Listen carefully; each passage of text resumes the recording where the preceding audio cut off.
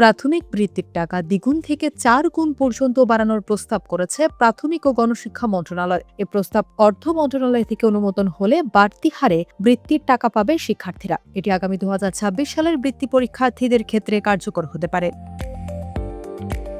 সরকারি তথ্যমতে চলতি বছর মোট বৃত্তির সংখ্যা ৮২,৫০০টি। আগামী বছরও সংখ্যাটি অপরিবর্তিত থাকবে বলে সূত্রগুলোর অনুমান। এই বৃত্তি মেধাক্রম অনুযায়ী জেলা উপজেলা ভিত্তিক হিসাবে শিক্ষার্থীকে দেওয়া হয়। এর মধ্যে সরকারি প্রাথমিক বিদ্যালয়ের বৃত্তির সংখ্যা ৬৬,০০০ ও বেসরকারি প্রাথমিক বিদ্যালয়ের ১৬,৫০০ জন শিক্ষার্থীকে বৃত্তি দেওয়া হয়। অংশগ্রহণকারী শিক্ষার্থীর হিসাব অনুযায়ী বৃত্তির অনুপাত হবে সরকারি প্রাথমিক বিদ্যালয়ের ক্ষেত্রে ৮:১ এবং বেসরকারি ক্ষেত্রে ৫.৫:১। শিক্ষার্থীদের 2 ধরনের বৃত্তি দেওয়া হবে। ট্যালেন্ট পুলে বৃত্তি পাবে ৩৩,০০০ শিক্ষার্থী আর সাধারণ বৃত্তি পাবে ৪৯,৫০০ জন। বর্তমান বৃত্তির হার অনুযায়ী ট্যালেন্ট পুলে বৃত্তিপ্রাপ্তরা মাসে ৩০০ টাকা এবং মাসিক এককালীন ২২৫ টাকা পাবে।